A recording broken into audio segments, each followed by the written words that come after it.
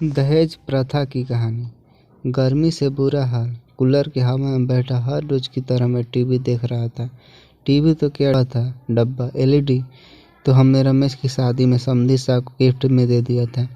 बस तब से हम इसी से काम चला रहे थे। हालांकि जब हमें ये हमारे ससुराल से गिफ्ट में मिला था तब ये किसी एलईडी से कम नहीं था। तभी मोबाइल की घंटी बजी। फ़ोन रमेश के ससुराल से था। हम गीता को नहीं भेजेंगे, सामने सब आ जाए। कोई बात नहीं, बच्चों की भी अभी छुट्टी चल रही है, कुछ दिन और रहने दो। मैंने कहा हम उसे अब कभी नहीं भेजेंगे। समधी जी ने कहा क्या हो गया, अभी तो खुशी खुशी गई थी बहू यहाँ से। मैंने बात को संभालते हुए कहा वो तो खुश है लेकिन हम खुश नहीं हैं। आप तो हमारी बेटी को ले गए, अब हमारा ध्यान कौन रखेगा। समधी जी ने पीछे से कहा। मैं कुछ समझा नहीं। मैंने कहा समझाना समझना समझाना कुछ नहीं है, गर्मी बहुत है, हमें एसी चाहिए वरना अपनी बहू को भूल जाओ। और फ़ोन कट गया। मेरे पैरों तले ज़मीन खिसक गई थी। मुझे कुछ समझ नहीं आ रहा था कि मैं क्या करूं। हालांकि मुझे इतना ज़रूर पता था कि जिस चीज़ की वो मांग कर रहे थे वो दहेज था। मैंने रमेश को आवाज़ लगाई, बहू ने के साथ कुछ झगड़ा हुआ था क्या। मैंने पूछा नहीं तो। वो तो बहुत खुशी से जा रही थी, बहुत दिनों बाद अपने मम्मी पापा से मैं जो मिलने वाली थी। पर हुआ क्या, वे अब बहू को नहीं भेजेंगे।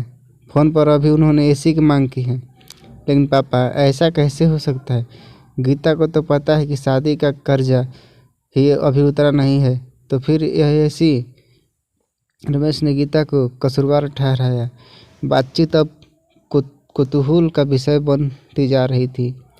रमेश की माँ जो काफ़ी देर से रसोई से हमारी बातें को आटे की मिटाई करते हुए सुन रही थी, अब बातचीत का हिस्सा थी। यह भी हो सकता है कि बहू को इस बारे में कुछ पता ही ना हो, रमेश की माँ ने कहा। किसी सास का अपनी बहू पर इस तरह विश्वास मैंने पहली बार देखा था। क्या हुआ दादू, रमेश की छोटी बेटी ने कहा। शायद समाज के इस पहलू ने उसे भी अपनी किताबी दुनिया से बाहर आने पर मजबूर कर दिया। तू अभी छोटी हो, तुम नहीं समझोगी, रमेश ने उसे टोकते हुए कहा। क्यों नहीं समझूंगी, मुझे पता है आप लोग दहेज की बात कर रहे हैं। छोटी की शब्द दहेज ने अब सभी को स्तब्ध कर दिया। मैंने अपनी हिंदी की कविता में पढ़ा था दहेज के बारे में। शादी के समय वर पक्ष द्वारा वधू पक्ष से किए गए उपहार की मांग को ही दहेज कहते हैं। दहेज की परिभाषा देकर छोटी ने अपने बर्थडे को जाने का प्रमाण तो दिया, लेकिन इस शब्द की गहराई से वो बिल्कुल अनजान थी। लेकिन दादू ये प्रथा, दहेज प्रथा तो कब से बंद हो गई।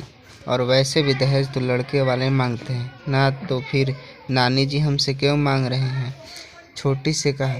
छोटी के इन सवालों ने मुझे वापस अपनी उस दुनिया में ले जाकर खड़ा कर दिया जहाँ से मैं कभी इन मुद्दों पर अपनी राय रखता था।